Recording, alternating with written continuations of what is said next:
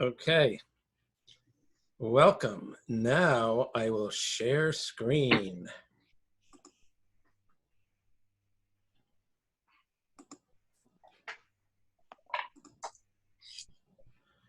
Okay, here we be.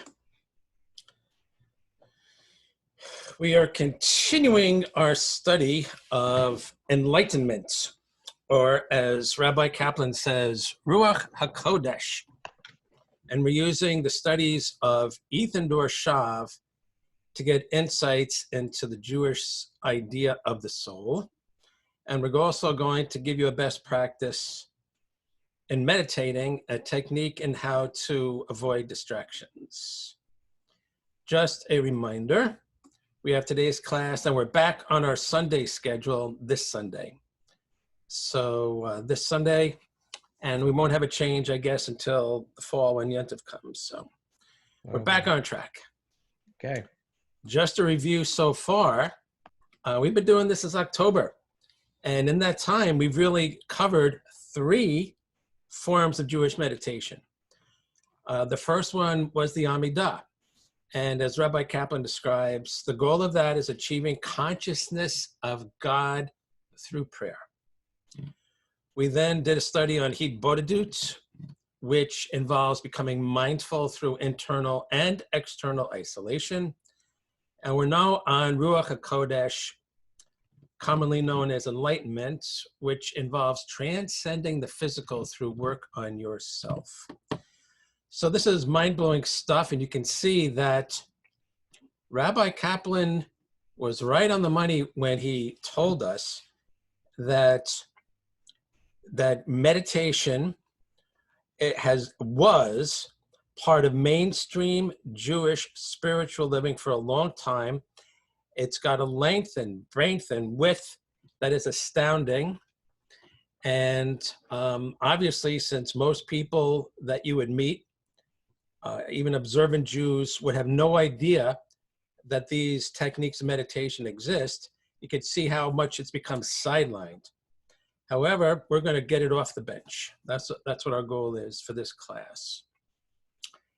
And thank you, Rabbi Kaplan, for showing us the way here. Now, with the focus on enlightenment, we'll harken back to Rabbi Kaplan's review. He basically told us that there are 3 words usually associated with the soul, and there are Nephesh, Ruach, and Nishama. And he quotes the Kabbalists, who say that these are the 3 most important levels of the soul. And we kind of got interested in that phrase, most important, meaning other levels. So we're going to have to find that out. He then went on to say this. He then said that there are steps leading to Ruach HaKodesh, outlined in the Talmud. They are study, carefulness, diligence, cleanliness, abstention, purity, piety, humility, fear of sin, and holiness. That's on page 20 of his book. Actually, it's Meditation in the Bible. Meditation in the Bible.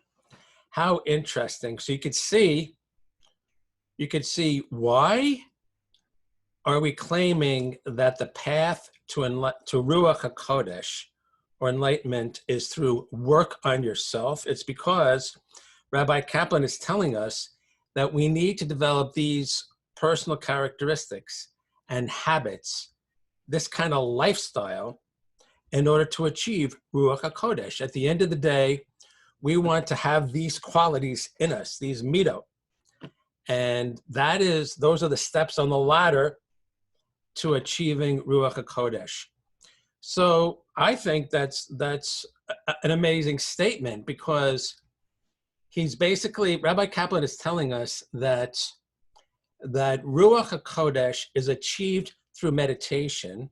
He's telling us that Ruach HaKodesh features personal growth so that you develop these personal qualities. Therefore, there is a form of meditation which involves personal growth. people don't commonly think of meditation that way. They think of meditation as something like Hidbodadut, which is what we do at the end of every class, which is where we try to separate ourselves from our thought stream. That's the internal isolation. And also we typically should do that in a distraction-free environment. So many times we're isolating ourselves from other people and maybe going outside. That's more along the lines of the conventional meditation that people think of. Yes, that is one of the meditations that we do. And obviously we saw how the Amidah, how prayer, but prayer with the mindset that we're supposed to have with the Amidah, that's also a form of meditation. So everything in Jewish living is meditation in one form or another.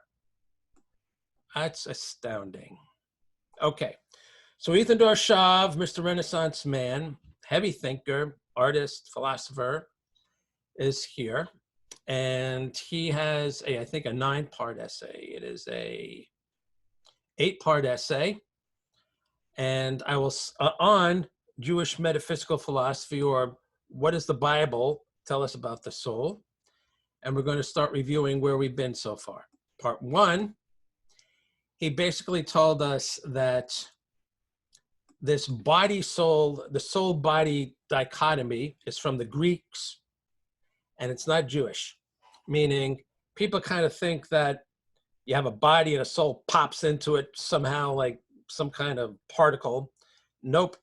We have a 4-element structure based on his study of text and recognized patterns of how different terms are used. Okay, so that's the Jewish approach to the soul. There's a 4-tier structure. And furthermore, he says that you have to be able to dig and have an in-depth approach to studying Tanakh to get that. It's not completely obvious. It's not overt. And if you have a method of study that can go below the surface, you will find this out. And in particular, he likes to look at how words are used in context, in the context of the phrase or the series of phrases that they appear. And you can, once you get a number of examples of that in Tanakh, you say, oh, that's what this word means. I think that's extremely credible. And furthermore, it is widely used by many commentators that we call upon. Shimshon Raphael Hirsch, Ebenezer, Rashi does that sometimes. So that is a time-tested traditional method of study that Ethan Dorshav uses. And it shows us basically, what does God want us to understand about these words? God being in God's instruction being apparent in Tanakh. Okay. Part 2, he talks a little bit about the 4 levels. There's a 4-element hierarchical construct: earth, water, wind, and fire. And he said that the ancient Israelite kingdom had this structure way back when. And he gave us some examples already in Tanakh about how these 4 elements appear in the text of Tanakh, starting with the first 2 verses of the Torah. You have fire in the heaven, you have a circling wind, you have the green earth, and underneath that, the primal waters. Okay. In part 3, he started talking about the earth level. And he mentions that there are many terms in Tanakh that connect people and plants. One of them was zera, another one was pre. How in some situations those words refer to plants, and in other situations those words refer to humans. Okay, and he gives quotes throughout Tanakh. Okay. He talks about how we are in a certain essence a plant. We have an atzum, we have bone structure, with a basar coating. And again, when he says basar, and you can see if you look at the word basar in Tanakh, you know, we have a narrow definition of that word as referring to meat, but it's the flesh coating. It's the flesh pod on the eitzim. And that is very much what a tree is. It's got a structure, and it's got a plant, it's got a live, it's got a bountiful growth around it. Okay. We also raised the question, well, isn't that interesting? Even basic science tells us that there's a certain amount of recycling that happens in the biosphere, you know, decomposition. That's one reason why we bury people in the earth. That's where they come from. It's not just from dust you came from dust you go. It's not just dust, it's biology. It's from biosphere you came to biosphere you go type of thing. So we asked the question, isn't that interesting? If our body existence is recycled to a certain extent or returns to its larger environment, does that also take place in the other levels of the soul? And the answer was yes. For example, with Nephesh, that has to deal with water.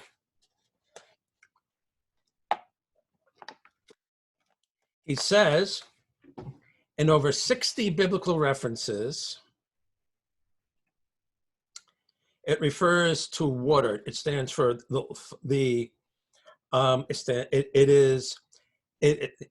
Nephesh stands for life, or the flowing life force, in over 60 biblical references.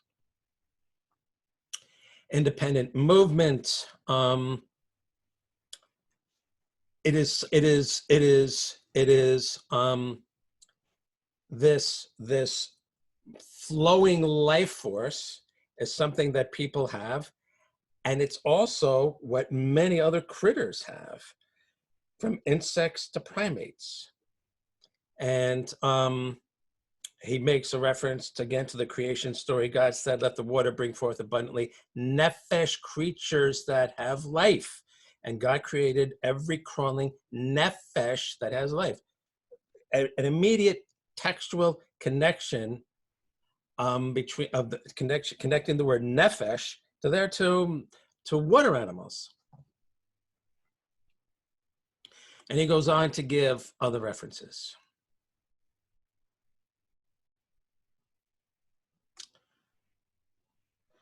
It's always described as liquid. And in summary, the animation of Nephesh defines a separate level or reality above and beyond the growth of earthbound flora, sensation, cognitive process, instinctive drives. For the Bible, rivers are the veins and arteries of the earth, just as our own blood flows in the veins and arteries of our bodies. So what happens to the water element, our water element, when we die? It goes through the earth into the water system of the earth. Okay. Again, there's a recycling thing, and the mind-blowing aspect of this is not, you know, the idea of soul as something that's shared between humans and their larger environment, but a segment of the larger environment. We're not calling plants nephesh. That's part of the biosphere, but we are calling water, animated water stuff, other critters through which a water element flows are part of our nephesh. Okay. Then in part 5, he went up to the next level of Ruach. Okay. Literally wind. Okay. And he says, like Nephesh, Ruach is not unique to humans. He gives us a few examples in Tanakh, and in particular, one stands out in the story of the flood. The animals enter the ark 2 by 2 of all flesh, in which is a Ruach, not a Nephesh, a Ruach. Why? Why did they go on the ark? Because they breathe. Okay, they would not have been able to survive In the water environment, they need to be able to breathe. So we share the Ruach realm with other creatures that breathe. He also adds that at this level of the soul, it accounts for social relationships. And he gave many examples about how Ruach is used to describe a shared emotion. It could be envy, it could be jealousy, it could be anger, it could be love. There's a Ruach shared by people. And just as, just as, what's interesting is just as you can see that air is shared by people, and that's why so many people that are very concerned about COVID, the 6 feet and the mask and all this stuff, they don't want to be breathing what other people are breathing. Air is something that is shared, and its companion is Ruach, which is an emotion that is shared. And we talked about the connection between breathing and emotion. If you're really excited, your breath, you breathe faster, you might breathe heavier. If you want to come down, you calm your breathing.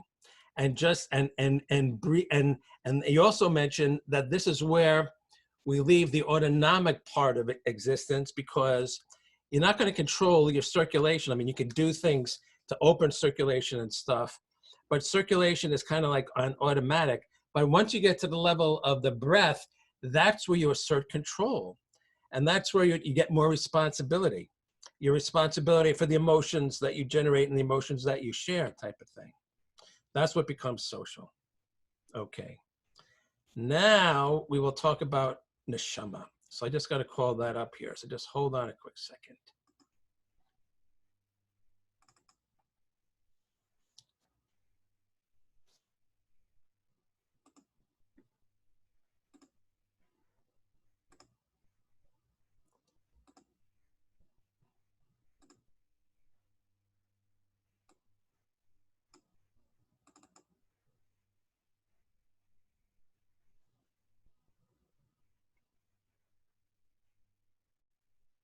Okay. Where are we? Okay, so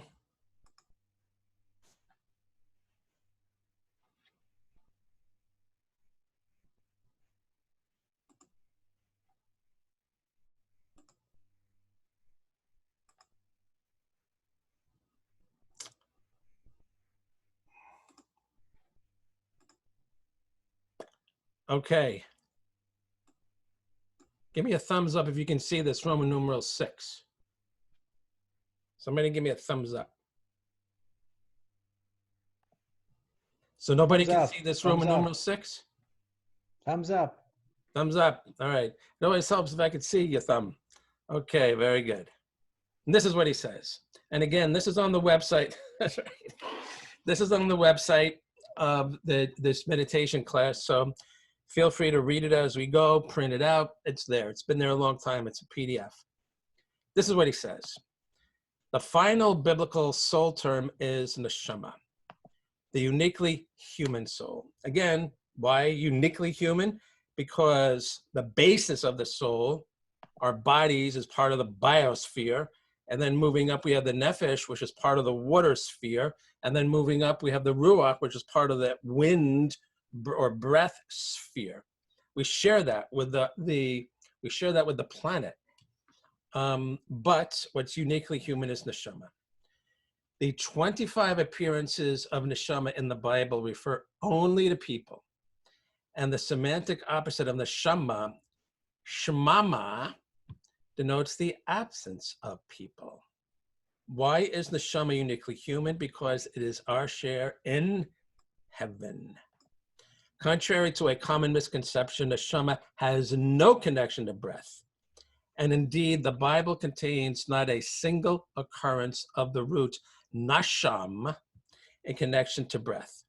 You will find, therefore, many English translations of Torah and Tanakh that do translate it as breath, But he's saying you will not find it, though. That's wrong, because if you look at the context of that word usage, it has nothing to do with breath. It refers rather to a soul of fire. And he quotes Mishle, Proverbs, man's neshama is a candle flame of the Lord. The same fire is found in Isaiah. For the inferno was ordained of old, the neshama of the Lord, like a river of brimstone, burns inside him. Ibn Ezra, commentator on Tanakh, ridicules those who suggest that the biblical root means to breathe, and maintains instead that neshama comes from the word shamayim, heaven, which we already established as a fire realm. Ibn Ezra is in line with earlier Medrash that explains a double letter in Genesis, and the Lord, I remember this. If you take a look at the verse, you'll see this. And the Lord God formed Vayitzer man. The Medrash asks, why two yuds? For there were two creations in one. Man was made half of the earth and half of the heavens. In addition to the cosmic fire of Neshama's heavenly origin, light is used innumerable times to signify wisdom and truth as functions of our innate divine capacity. Indeed, in ancient Israelite metaphysics, the fire of supreme divination and the light of godly knowledge both infuse the fire nation of heaven. So he's really getting deep. This is, on the deepest level, the fire of God's word. Out of the midst of fire, God speaks to Moses in the bush, right? And out of the midst of fire, God delivers his commandments at Sinai, right again. According to the Talmud, the testament God gave Moses is rooted in white fire, engraved from black fire. It is fire, mingled with fire, hewn with fire, given with fire. As it says, from his right, a fire law to his people. Likewise, another verse, likewise, behold, I will turn my words in your mouth into fire. God's everlasting word, from which he created the world, is thus embossed in the brilliant fire realm. A world untouched by time, as the psalmist reports, the heavens tell the magnitude of God, and their words reach to the end of the world. And elsewhere, forever, O Lord, your word is fixed in heaven, fire fixed in fire. So, this gets to be very cosmic, but truth and wisdom come from where? God. From God's what? From some kind of fire. And we are part of that fire. In terms of forming words, in terms of understanding, in terms of having wisdom and truth.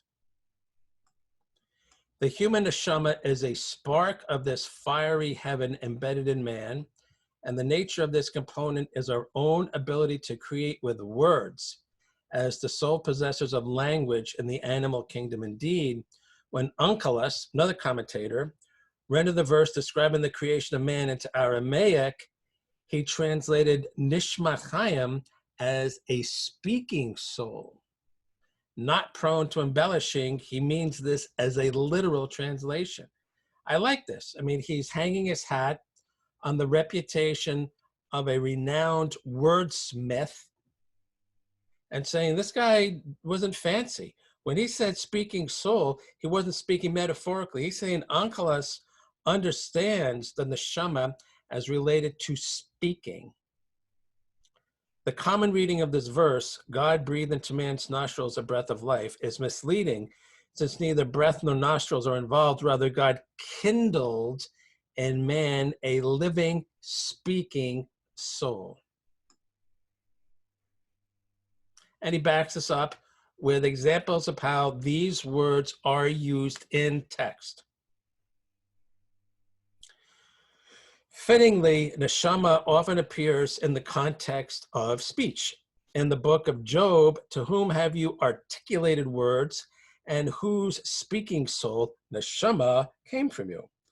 All the while, my speaking soul, neshama, is in me. My lips shall not speak wickedness. The speaking soul, Nishama of the Almighty, gives them understanding.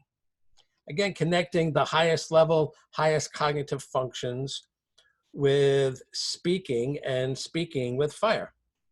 In the book of Daniel, how can my Lord's servant talk with my Lord? As for me, straightway there remained no strength in me, nor a speaking soul, Nishama, left in me anymore.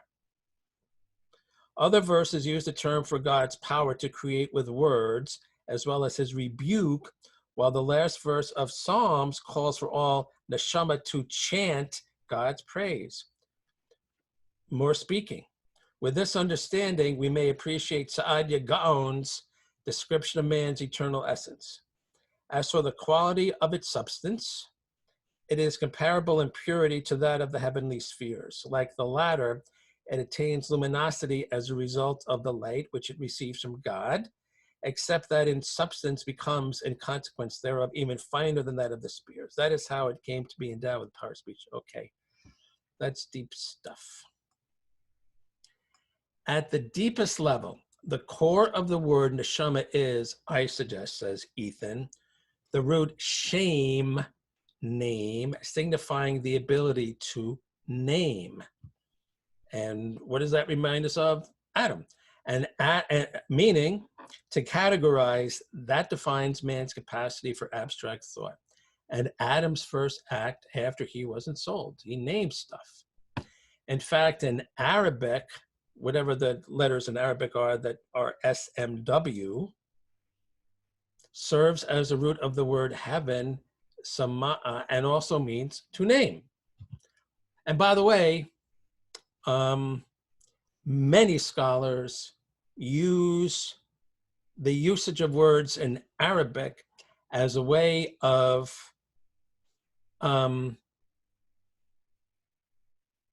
understanding the meaning of Hebrew words. Hakam Fa'or does it all the time. The heavenly speaking soul is therefore the source of our creative ability, moral responsibility, and control over the world. If Ruach captures the self that we're allotted by God, then Nishama is the identity that we give to ourselves by utilizing our capacity for thought. As we go through our ephemeral life, this Nishama becomes enlightened by our learning of God. It is the nature of fire to illuminate, but just as importantly, it is the cosmic nature of fire to rise. Therefore, when we die, our own Nishama, the soul of fire, rises up to heaven. So, a few things. So first of all, he ends this section talking about death. And death, in really simple terms, according to the way he's describing it, is this huge recycling event where part of us goes down and part of us goes up. We're already integrated with heaven and earth. And in our lowest level, our biosphere is integrated with the surrounding biosphere, and then our water, the Nephesh that is in fluid, is connected to the water sphere, and then our wind element, the Ruach, is connected to the wind element, and then our fire element, the Nishama, is connected to Hakodesh Baruch Hu in some way. So when we die, there's this dispersion and reintegration. Obviously, what he's not talking about is the personal experience of death, which is another topic. And Rabbi Kaplan talks about that at great length. But here, what Ethan's contributing is he's basically telling us that he's giving us the setting. He's giving us the setting of what we're transcending. I mean, Rabbi Kaplan is saying that in order to achieve Ruach Hakodesh, we have to somehow advance through these levels, and the advancement through these levels is supposed to develop certain personal characteristics, purity and everything else we were talking about, studiousness and abstention. So in some way, we're supposed to be making use of the resources at our disposal, the resources that are basically being shared with the heaven and the earth in order to achieve this spiritual advancement. So that's very broad, but that's what he's talking about. That's what he's talking about. Okay, so as you can imagine, we're going to be taking more narrow, deep dives into all of this to get a grasp on it. But it's so astounding that this personal development, this work on yourself, is a form of meditation that leads to Ruach Hakodesh, and which involves how we exist in this universe. It's really cosmic stuff, but that's what's going on. That's what's going on. Okay, so now we will move on to best practices with meditation.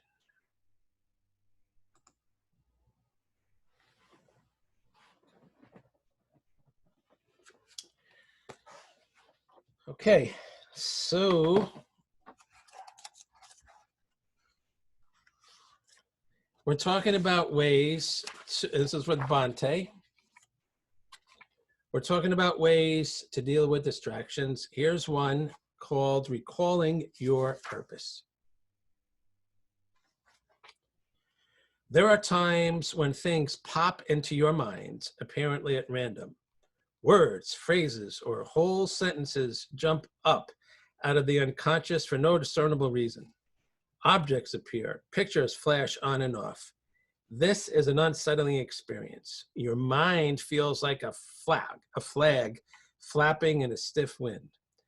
It washes back and forth like waves in the ocean. Often at times like this, it is enough just to remember why you are there. You can say to yourself, I'm not sitting here just to waste my time with these thoughts. I'm here to focus my mind on the breath, which is universal and common to all living beings. This is what we just said. Sometimes, at least the beings that breathe. Sometimes your mind will settle down even before you complete this recitation. Other times you may have to repeat it several times before you refocus on the breath.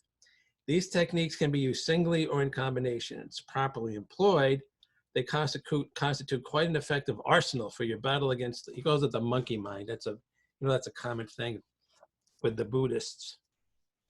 But the part of you that keeps getting agitated that you have to control. So yeah, why are you here? I'm here to meditate. So that is a way, as you can imagine, of asserting mindfulness on the distraction. And what you're doing is you're reminding yourself, no, I can't get carried away with this. I got to really focus on the breath because I'm here to meditate, not to dream about whatever you're dreaming about. So that's his pointer for today. Okay, so with that in mind, we are going to meditate. We'll take off the recording.